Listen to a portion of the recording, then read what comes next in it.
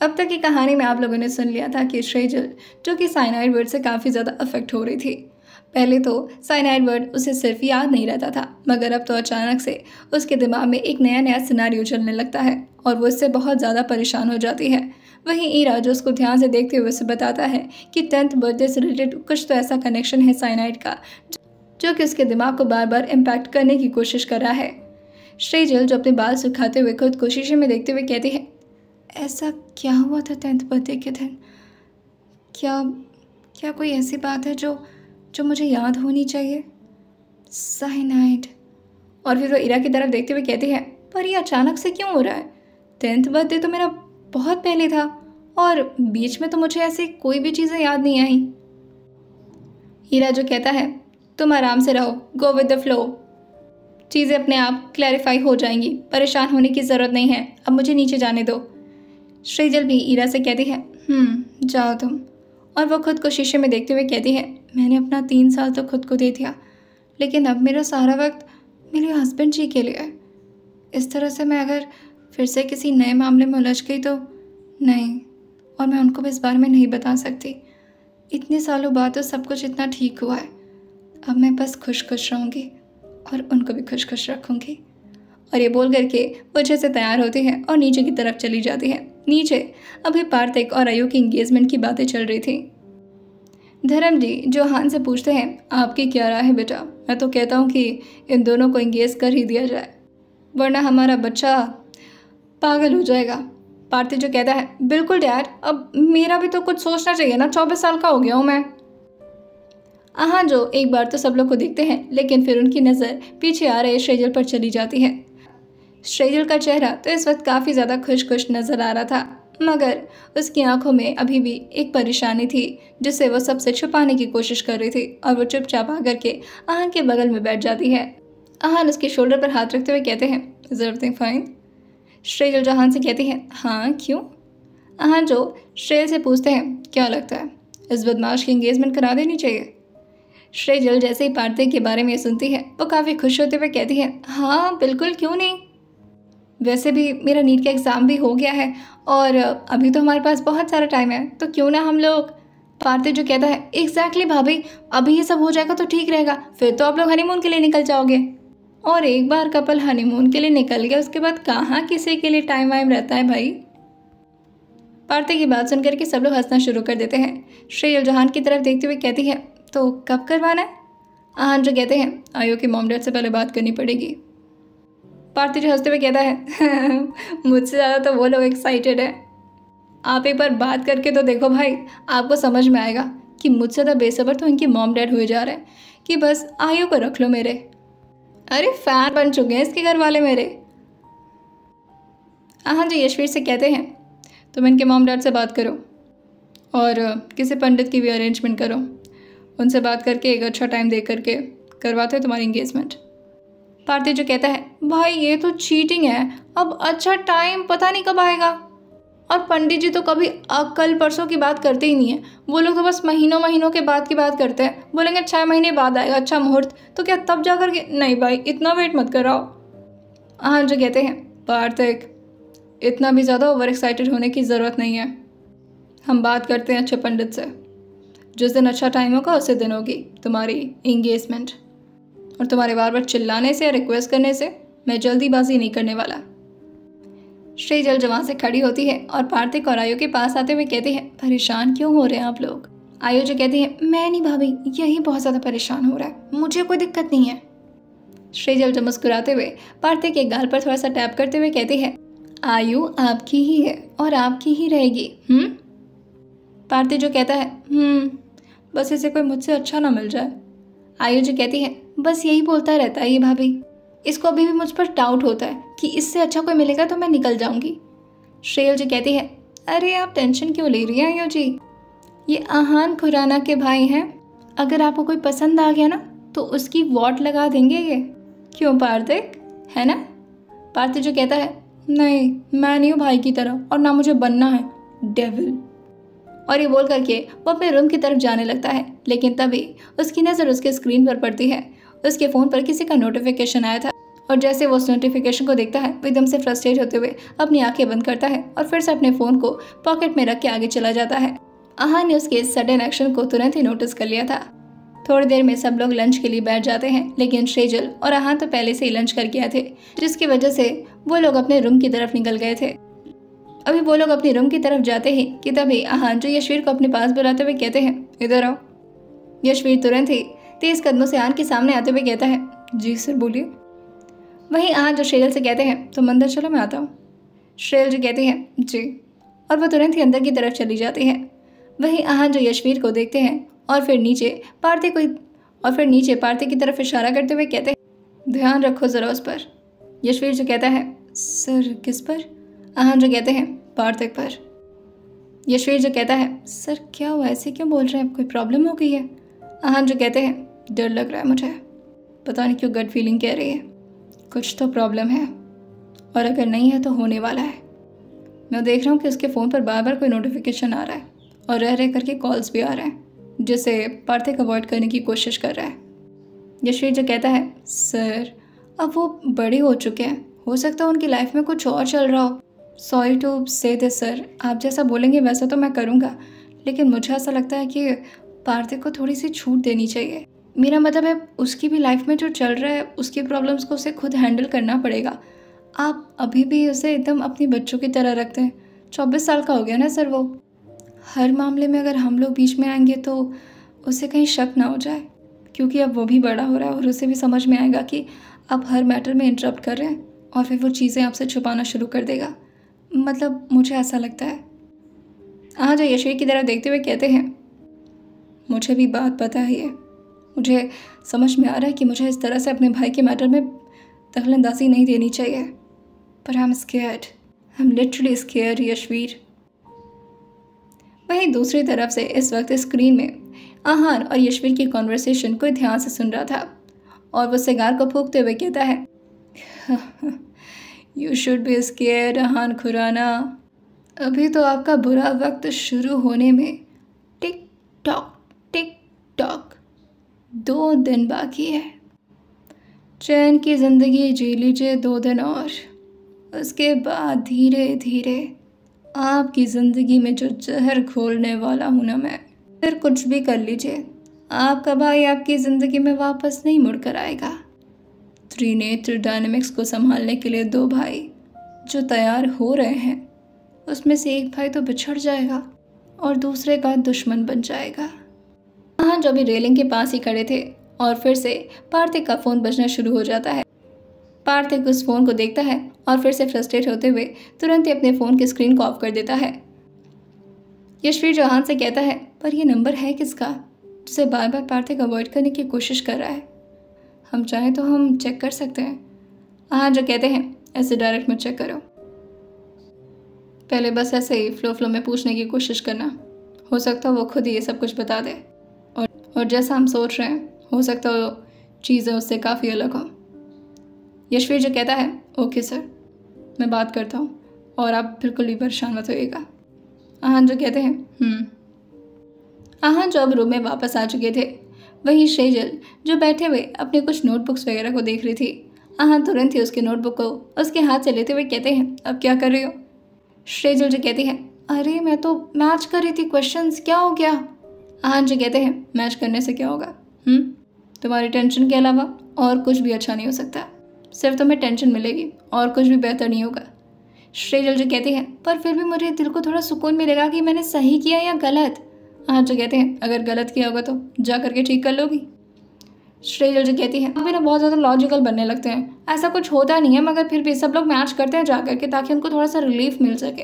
अब इतना डर लग रहा है, कम से कम पता तो चलेगा कि कितने नंबर का मैंने सही किया है, कितने नंबर का गलत किया है, कितने नेगेटिव मार्किंग लगेंगे। आहान जो उसके सिर को धीरे धीरे सहलाते हुए कहते हैं, आराम से शांत हो जाओ, जो होगा देखा जाएगा, इतना परेशान होने की ज़रूरत नहीं है तुम्हें। ऐसा थोड़ी ना कि तुम्हारा नीट का एग्ज़ाम क्लियर नहीं होगा तो तुम्हें मारना शुरू कर दूंगा मैं। सेजल जो कहती है, नहीं मारेंगे ना, पक्का? आहान जो कहते हैं, हाँ, अभी भी पूछने की बात है। सेजल जो कहती है, अच्छा ठीक है, समझ गई, नहीं चेक करूँगी, ये लो क्वेश्चन पेपर साइड में रख दिया। वहीं अमूल्य के मेंशन में सब लोग काफ़ी खुश खुश रहने लगे थे। बच्चों की उधम से भी सारे लोग के चेहरे पर बड़ी बड़ी स्माइल आ जाती थी, लेकिन उसमें से सिर्फ एक ही शख्स थे जो कि इन सारे बच्चों की आवाज़ से काफ़ी ज़्यादा फ्रस्ट्रेट हो जाया करते थे, और वो थे अहान खुराना। उन्हें ज़्यादा शोर वगैरह पसंद नहीं था, जिसकी वजह से वो श्रेजल से कहते हैं, मुझे लगता है कि हमें दोबारा से घर वापस चलना चाहिए। श्रेजल जो कहती है, नहीं, मैंने आपसे पहले भी कहा था कि मुझे यहीं पर रहना है, और कितना अच्छा लग रहा है यहाँ पर। अहान जो कहते हैं, क्या अच्छा लग रहा है यहाँ पर, कितना ज़्यादा शोर होता है, अभी भी देखो कितनी आवाज़ें आ रही हैं, नीचे क्या हंगामा चल रहा है। श्रेजल जो कहती है, आप तो 2 ही बच्चों से इतना परेशान हो जा रहे हैं, अभी 2 बच्चे तो ठीक तरीके से बोल नहीं रहे हैं, वो जब चिल्लाना शुरू करेंगे ना तो 4-4 बच्चों की आवाज़ें सुननी पड़ेंगी आपको। अहान जो कहते हैं, मैं तो सोच रहा हूँ ना कि ये ऋषि और माहिर को अपने अपने घर भेजवा दो। ये क्या बात है, हमारे घर में रहेंगे सब लोग। श्रेजल जो कहती है, नहीं, ऐसा कुछ नहीं करेंगे आप, लिली का बाबू तो कितना क्यूट है, और वो प्यारी सी प्रिंसेस, उसे तो मैं जान नहीं दूंगी। आपको अगर मन है ना तो आप ऋषि और श्रुति जी को भिजवा दीजिए, और माहिर और लिली को भी भिजवा दीजिए, लेकिन उनके बच्चों को तो मैं कहीं नहीं जाने देने वाली। अहान जो कहते हैं, इतना बच्चों का शौक है तुम्हें। श्रेजल जो कहती है, कितने क्यूट लगते हैं बच्चे। और अभी वो यही सब बातें कर ही रही थी कि तभी अचानक से उसका दरवाज़ा धड़ाम से खुलता है। अचानक से दरवाज़ा खुलने की वजह से श्रेजल और अहान की नज़र उसी तरफ चली जाती है। ऋषि और श्रुति की क्यूट सी बेबी जो कि दौड़ करके श्रेजल के पास आकर के छुप जाती है।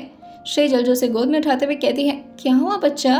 हाँ, रूही, उसका नाम रूही था, और वो शेर के सीने में चिपकते हुए कहती है, मुझे मम्मा मार रही है। श्रेजल जो कहती है, अरे इतनी छोटी बच्ची को कैसे कोई मार सकता है? कि तभी श्रुति जो अंदर आते हुए कहती है, श्रेजल, उसे मेरे पास दो। श्रेजल तुरंत ही उसे अपने बाहों में छुपाते हुए कहती है, नहीं नहीं नहीं नहीं, मैं नहीं दूंगी। मार क्यों रही है आप इसे? श्रुति जो कहती है, क्योंकि ये बदमाशी कर रही है, सो ही नहीं रही है और ना हमें सोने दे रही है। श्रेजल जो कहती है, आप लोग रात में सोते हैं? जैसे श्रेजल ने यह बोला था, अहान के चेहरे पर एक बड़ी सी स्माइल आ जाती है और वो अपने चेहरे को तुरंत ही दूसरी तरफ कर लेते हैं। श्रुति जो कहती है, क्या मतलब तुम्हारा, रात में तो सोया जाता है ना? श्रेजल जो कहती है, हाँ, मेरा वो मतलब नहीं था, मैं ये कह रही थी। कि तभी अहान जो अपने गले को जानबूझ करके क्लियर करके श्रेजल को थोड़ा और एम्बेरस कराने लगते हैं। श्रेजल जो अहान की तरफ देखते हुए कहते हैं, विक्स दे दूँ आपको? अहान जो कहते हैं, नहीं, मैं सोच रहा था कि क्यों रात में सोया नहीं जाता श्रेजल। श्रेजल जो कहती है, हाँ, मैं वो मेरा मतलब गलती से मुंह से निकल गया। श्रुति जो कहती है, ये क्या इशारों में बातें चल रही तुम दोनों की, मुझे समझ नहीं आ रहा। श्रेजल जो कहती है, आपको समझने की जरूरत भी नहीं है, और रूही आज हमारे साथ सोने वाली है ना रूही? रूही एकदम से खुश होते हुए कहती है, ये थैंक यू। श्रेजल उसके मुंह से इतना प्यार से थैंक यू सुनते हुए कहती है, ओ मेरा बच्चा। और फिर वो श्रुति से कहती है, जाओ आप। श्रुति जो कहती है, कहाँ जाऊँ, मेरी बाबू को दो पहले। श्रेजल जो कहती है, बाबू आपकी मेरे पास रहने वाली है। क्यों बाबू? रूही जो कहती है, मैं आपके पास लाऊंगी। श्रुति जो कहती है, नहीं, तुम बदमाशी मत करो। श्रेजल जो कहती है, वैसे भी आपकी प्रोडक्ट में बड़ी क्यूट है, तो आज के लिए तो आप इसे भूल ही जाइए। और वो श्रुति को पीछे से थोड़ा सा धक्का देते हुए कहती है, जाइए बाहर जाइए। श्रुति जो कहती है, अरे पर मैं ऋषि से क्या बोलूँगी कि कहाँ रह गई रूही? श्रेजल जो कहती है, कह दीजिएगा कि दूसरा प्रोडक्ट पैदा करने की कोशिश करना शुरू कर दें। और ये बोल करके वो दरवाज़ा बंद कर देती है और रूही को हाई फाई देते हुए कहती है, ये अब हम लोग रात में एक साथ रहेंगे। जहाँ पर रूही के चेहरे पर तो बड़ी सी स्माइल आ गई थी और उसके साथ ही श्रेजल के भी, लेकिन कोई उन दोनों को घूर घूर करके देख रहा था। अहान जो अपनी शर्ट के ऊपर के बटन्स को खोलना शुरू करते हैं और श्रेजल से कहते हैं, यहाँ पर कोई तीसरा बेड नज़र आ रहा है तुम्हें? श्रेजल जो अहान से कहती है, तीसरा बेड की क्या ज़रूरत है? अहान जो कहते हैं, तो इस बच्ची को तुम कहाँ सुला रही हो? श्रेजल जो कहती है, अरे मेरे साथ सोएगी। अहान जो कहते हैं, अच्छा तुम्हारे साथ सो रही है। श्रेजल जो कहती है, क्यों, आप परसों नरसों इससे पहले 3-4 दिन तक तो मेरे साथ ही सो रहे थे ना? अहान जो कहते हैं, वैसे तो मैं तुम्हारे साथ सालों से सोता आ रहा हूँ, लेकिन वो सोने में ये वाले सोने की बात नहीं है, आज मेरा मूड अच्छा था। श्रेजल जो कहती है, अरे वाह, तब तो मैं बच गई।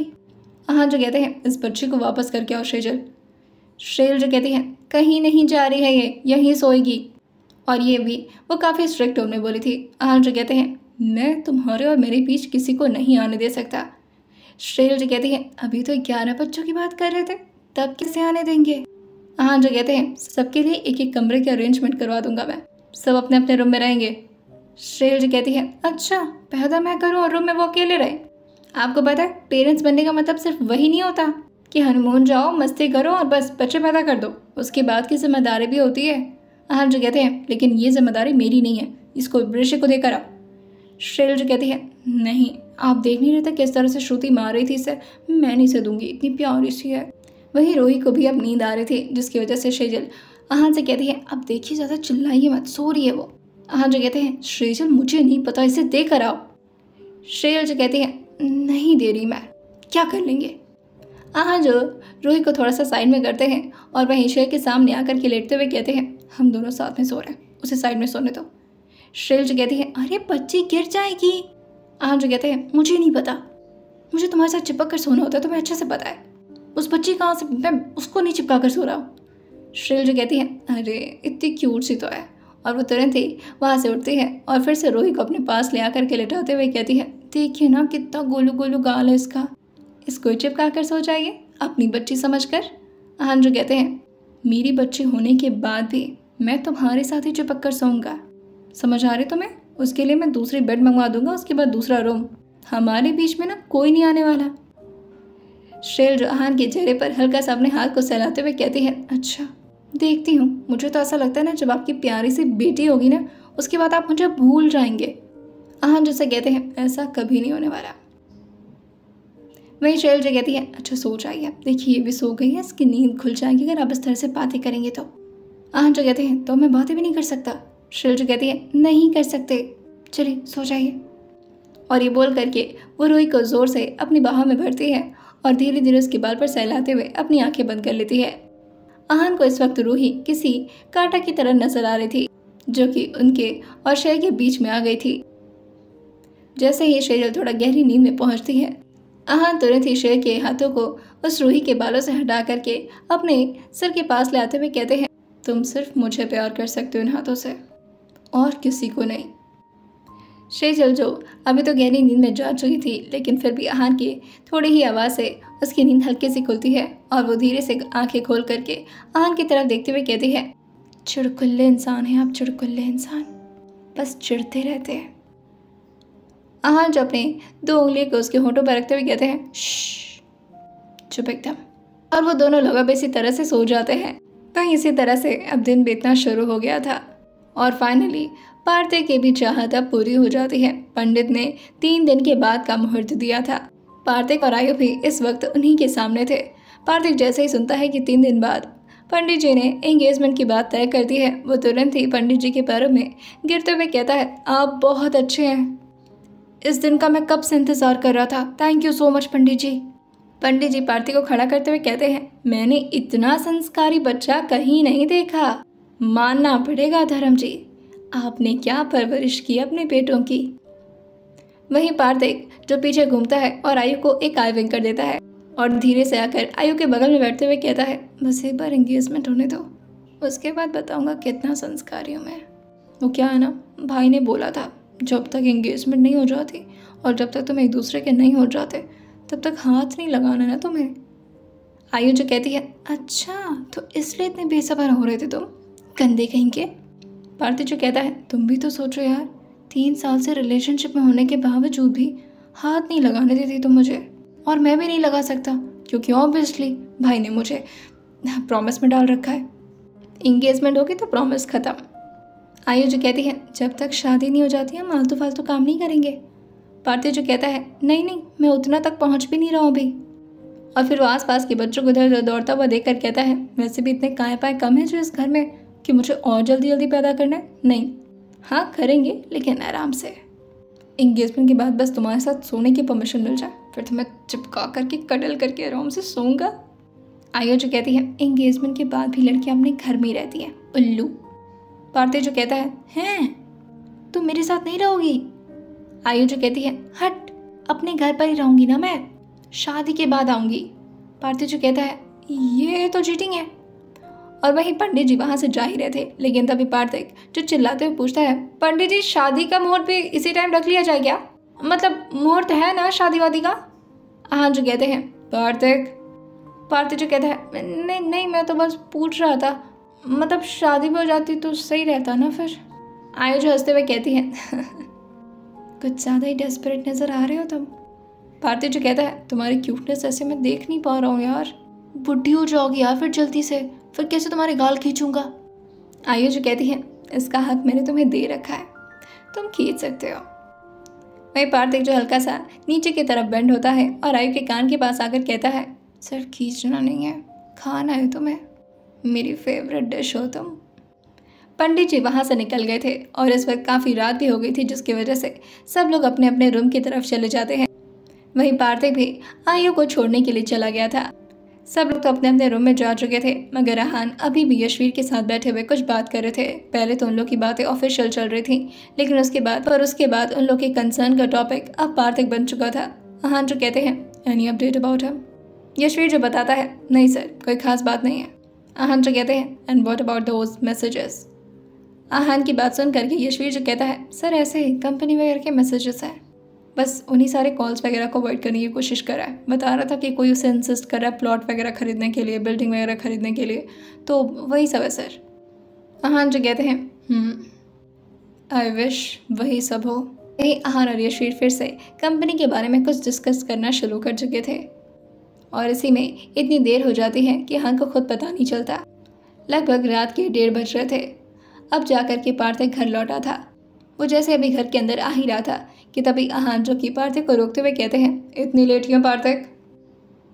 पार्थिक जो तुरंत ही आहान के पास दौड़ते हुए आकर कहता है भाई वो आयु को छोड़ने गया था ना, तो वहीं कुछ फ्रेंड्स वगैरह ने बुला लिया था, थोड़ा पार्टी करने लगा था भाई, सॉरी।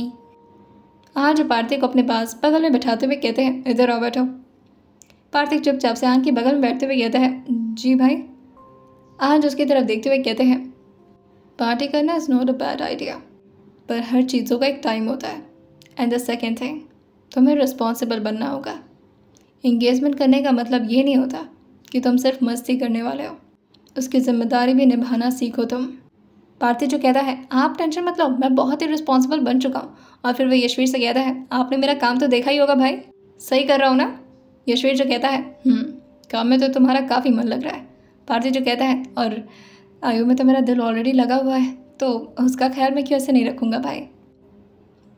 आहान जो कुछ नहीं कहते, बस वो एक बार यशवीर की तरफ देखते हैं और वहीं वो अपने फाइल्स वगैरह को देखते हुए कहते हैं जाओ सो जाओ, लेट हो रहा है। पार्थी जो कहता है भाई मैं। आहान जो कहते हैं तुम्हें। और वो तुरंत ही वहाँ से जाने लगता है, लेकिन अभी वो अपने रूम के अंदर जाता है उससे पहले उसे फिर से किसी का कॉल आने लगता है और पार्थिक चिल्लाते हुए कहता है अरे यार मैं परेशान हो गया हूँ, नहीं खरीदना मुझे प्लॉट, अलग अलग नंबर से कॉल कर रहे हैं।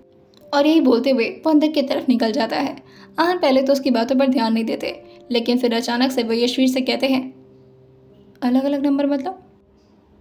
यशवीर जो कहता है सर हम तो प्रोजेक्ट के बारे में बात कर रहे थे, नंबर कहाँ से आ गया। आहान जो कहते हैं पार्थिक ने अभी बोला कि उससे अलग अलग नंबर से कॉल आ रहा है। अगर कोई प्लॉट के बारे में उसे इंसिस्ट करने की कोशिश कर रहा है तो वो एक नंबर से भी कॉल कर सकता है, राइट। बार बार अलग अलग नंबर से कॉल आने का मतलब क्या होता है। यशवीर जो कहता है हो सकता हो वही उसकी कंपनी वगैरह जो है वो अलग अलग नंबर से कोशिश कर रही हो। पार्थिक आपका भाई है और फिर वो नया भी है, उसे बेवकूफ़ बनाना आसान है ऐसा कंपनी वालों को लग रहा होगा, तो इस वजह से वो अलग अलग नंबर से कोशिश कर रहे होंगे, बस और क्या हो सकता है। आहान जो कहते हैं मुझे उस नंबर की मामला कुछ ठीक नहीं लग रहा, तुम चेक करो वो नंबर किसी कंपनी का ही है या फिर किसी और का, कहीं किसी का प्राइवेट नंबर तो नहीं है ये। यशवीर जो कहता है सर मैं एक बात बोलूँ अगर आप बुरा ना माने तो। हाँ जी यशवीर से कहते हैं क्या है। यशवीर जो कहता है सर आप प्लीज़ नाराज़ मत होइएगा, लेकिन वो क्या होता है ना सर। हाँ जो कहते हैं गोल गोल घुमाने की ज़रूरत नहीं, एग्जैक्टली पॉइंट पर आओ। यशवीर जो कहता है सर एक्चुअली आपको ना ज़रूरत है कहीं बिज़ी होने की। हाँ जो कहते हैं तो तुम्हें लगता है कि मैं इस वक्त फारिग बैठा हुआ हूँ, मेरे पास कोई काम नहीं है, लाइक सीरियसली ऑलमोस्ट 2 बजने को आया लेकिन अभी मैं अपने काम पर फोकस कर रहा हूँ। How can you say that. Yashveer जो कहता है सर आप मेरी बात समझे नहीं, मेरा मतलब है आपको मैम के साथ थोड़ा बिजी हो जाना चाहिए। एक्चुअली क्या होता है सर कि आप ना दिन भर काम वगैरह करते हैं और फिर अब यही सब चीज़ों को डील करते करते ना आपको हमेशा बस चीज़ों में कुछ ना कुछ गड़बड़ नज़र आती है। आहन जो कहते हैं अच्छा, तो तुम ये कहना चाह रहे हो कि मैं हर चीज़ों में नेगेटिव चीज़ देखता हूँ, मेरे अंदर नेगेटिविटी भर गई है। यशवीर जो कहता है सर आप फिर से गलत समझ रहे हैं। कि तभी अंदर से रिया जो से बुलाते हुए कहती है यशवीर कब तक आओगे यार, अंदर आओ। यशवीर जो कहता है मैं सर के साथ हूँ, थोड़ी देर बाद आऊँगा, तुम सो जाओ। रिया जो कहती है अच्छा ठीक है, पर जल्दी आना हाँ। और वो तुरंत ही अंदर चली जाती है। उसने आहन को नहीं देखा था, वरना आहन के सामने उसकी इतनी बोलने की हिम्मत नहीं हो पाती। आहन जो कहते हैं तुम जाओ अंदर। यशवीर जो जैसे ही आहन को खड़ा होते हुए देखता है, वो भी खड़े होकर के आहन के सामने आते हुए कहता है सर, अब मैं वैसे ये सब बोलने के लायक तो नहीं हूँ, लेकिन मैं कहना चाहता हूँ कि सर आप भी अपनी एक फैमिली बना लो, क्योंकि ना आपको ज़रूरत है। जब आपके भी प्यारे प्यारे बच्चे होंगे ना, तो आपकी भी सारी स्ट्रेस ना ख़त्म हो जाएगी और फिर आपको चीज़ों में ना इतनी प्रॉब्लम्स नज़र नहीं आएंगी। मतलब मैं ये नहीं कह रहा कि आपको प्रॉब्लम्स नज़र आ रही हैं, पर आहन जो कहते हैं क्या कहना चाह रहे हो समझ गया मैं, डायरेक्टली ऑन द पॉइंट बोला करो। यशवीर जो थोड़ा शर्माते हुए अपने चेहरे को नीचे करते हुए कहता है सर अब डायरेक्ट कैसे बोल सकता हूँ। हाँ जो कहते हैं मुझे अपने स्ट्रेस कम करने के लिए मेरी बीवी को कडल करना ही काफ़ी होता है, और जहाँ तक बात रही पार्थ की, बच्चा है वो मेरा, यशवीर मुझे डर बना रहता है उसके लिए।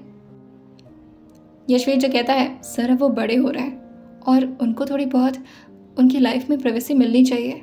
हम हर चीज़ में उनके ऊपर अगर नज़र रखना शुरू कर देंगे तो फिर ऐसे तो प्रॉब्लम हो जाएगी ना सर। हाँ जो कहते हैं तुम बात सही कह रहे हो, एक्चुअली मैं कुछ ज़्यादा ही सोच रहा हूँ, पता नहीं क्यों, बस शायद मेरा ही दिमाग नेगेटिव वे में ज़्यादा जा रहा है। ठीक है, फिर कुछ टाइम के लिए इन सारी चीज़ों को इग्नोर करता हूँ मैं। यशवीर जो कहता है एग्जैक्टली सर, आप सिर्फ मैम पर ध्यान दीजिए, आपको काफ़ी अच्छा महसूस होगा। हाँ जो कहते हैं अच्छा, तो इसी तरह से तुम मेरी भी बातों को इग्नोर करते हुए रिया पर फोकस करते थे। यशवीर जो कहता है नहीं ऐसा नहीं सर। हाँ जो हंसते हुए कहते हैं कोई बात नहीं, जाओ। और फिर वो जाते जाते यशवीर से कहते हैं वेल आइडिया अच्छा है तुम्हारा, फोकस करना चाहिए मुझे अपनी बीवी पर। और ये बोल करके वो हल्का सा मुस्कुराते हैं और ऊपर की तरफ चले जाते हैं। वहीं जैसे ही आहन अंदर आए थे, वो देखते हैं कि शेजल फिर से बहुत सारे नोटबुक्स वगैरह को खोल कर बैठी हुई है और वो लगातार कुछ ढूंढने की कोशिश कर रही थी। आहन जैसे अंदर आते हैं, वो बेड की तरफ देखते हुए कहते हैं मुझे लगता है मुझे फ्लोर पर सोना पड़ेगा आज। तुम अपने सारे रोमांटिक नाइट्स ना अपने बुक के साथ ही बिताओ। श्रेल जहान से कहती है क्या हो गया, आ गए आप? मुझे नहीं पता था, सॉरी। आहन जो कहते हैं तुम्हें दिखाई नहीं दे रहा? आ तो गया हूँ मैं, लेकिन ये बुक्स वगैरह, ये इतना सारा बुक क्या एक साथ पढ़ रही हो? तुम रोबोट हो गई हो?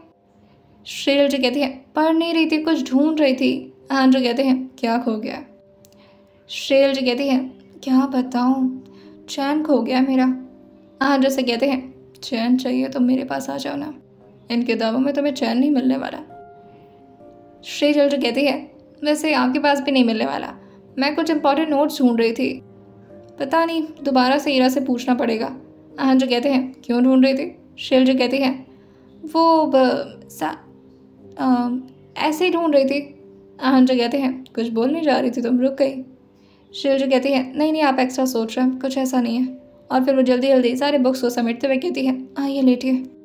वैसे तो लेटे हुए शेजल और आहन के चेहरे पर एक हल्की हल्की मुस्कुराहट थी, मगर दोनों के दिमाग में इस वक्त टेंशन ने जन्म ले ली थी। शेजल भी साइनाइड की वर्ड को ऑलमोस्ट अवॉइड करते हुए आहन के बाहों में चिपक करके सोने लगती है, और वहीं आहन भी पार्थ के सारे टेंशन को पीछे छोड़ते हुए शेल को अपनी बाहों में चिपका करके सो जाते हैं। वहीं अगला दिन अब धीरे धीरे इंगेजमेंट भी नज़दीक आ चुकी थी, जिसकी वजह से पूरे मेंशन को दोबारा से अब सजाने का वक्त आ गया था। आहन जो सुबह सुबह सब लोग के साथ ब्रेकफास्ट टाइम में कहते हैं आज सब लोग शॉपिंग के लिए निकलेंगे, आज ऑफिस से जल्दी वापस आने की ट्राई करूंगा मैं, और इन द केस अगर मैं नहीं आ पाता तो आप लोग चले जाना। ऋषि जो कहता है मैं जल्दी वापस आ जाऊंगा, और अगर तुम नहीं भी आ पाते तो मैं करवा दूंगा इन लोगों को शॉपिंग। और फिर वो कहता है लेकिन पैसे तुम ही देना, मैं इतने पैसे नहीं खर्च करने वाला। जैसे ऋषि ने बोला था, सब लोग उसके ऊपर हंसना शुरू कर देते हैं। ऋषि जो कहता है नहीं, और फिर वो धर्म जी की तरफ देखते हुए कहता है अब आप ही बताइए अंकल, अगर आपके बेटे की तरह मैं भी बहुत अमीर होता तो मैं भी करता, लेकिन मैं तो छोटा मोटा डॉक्टर हूँ। पार्थ जो कहता है हाँ बिल्कुल, छोटे मोटे डॉक्टर, 2 हॉस्पिटल को ओन करके बैठे हुए छोटे मोटे डॉक्टर। ऋषि जो कहता है शट अप, इस तरह की बातें ना चिल्ला चिल्ला करके नहीं किया जाता है। पार्थिव जो कहता है, ओ थू थू थू थू थू, नज़र लग जाती है। ऋषि जो कहता है, अरे नहीं, इनकम टैक्स वाले सुन लेते हैं। सारे लोग फिर से इस बात पर हंसना शुरू कर दिए थे। आहान, यशवीर, पार्थिव और साथ में माहिर जो कि ऑफिस के लिए निकल रहे थे, वहीं ऋषि जो अपने हॉस्पिटल के लिए निकल रहा था श्रुति के साथ। श्रुति जो श्रेयल से कहती है, बाबू को मेरे संभाल लेना, ठीक है। श्रेयल जो कहती है, हाँ हाँ, बोलने की ज़रूरत है ना तुम्हें, तुम नहीं बोलोगे तो मैं थोड़ा संभालूंगी इसे। रूही जो शेर के पास आते हुए कहती है, मुझे तो ऐसा लगता है कि आप ही मेरे मम्मा हो, ये मुझे अच्छी नहीं लगती। और ये बात वो श्रुति की तरफ एक बार देखती है और ये बोलते हुए वो एक बार श्रुति की तरफ देखती है और फिर से शेर के पास आकर के चिपक जाती है। श्रेयल जो हंसते हुए कहती है, तुम मेरे पास ही रहना, ठीक है, इस गंदी मम्मा के साथ रहने की ज़रूरत नहीं है, ओके। हम लोग मस्ती करेंगे, टेडी बियर के साथ खेलेंगे और ना आइस पाई भी खेलेंगे। श्रुति जो कहती है, सादा प्यार मत किया करो इसे, मुझे तो डर ही लगता है, कैसा रहोगे मुझसे ही दूर हो जाए। रूही जो कहती है, आप जाओ, बाय। श्रेयल जो इस तरह से उसे बातें करता हुआ सुनती है तो कहती है, ऐसे नहीं बोलते, मम्मा है वो आपकी ना, आपको बहुत प्यार करती हैं। रूही जो कहती है, प्यार करती हैं लेकिन बहुत मारती हैं, मुझे अच्छी नहीं लगती। वहीं आहान जो कि अपने शेर के पास आते हुए कहते हैं, उसे नीचे उतारो। श्रेयल जो कहती है, क्या हो क्या। आहान जो कहते हैं, नीचे उतारो, तुम्हें गले लगना है। वहीं रूही जो कहती है, ये भी बहुत गंदे हैं ना। जैसे आहान ये सुनते हैं, वो अपनी बड़ी बड़ी आंखें करते हुए उसे घूरते हुए देख कर कहते हैं, मैं गंदा हूँ? गंदा बोलोगे मुझे?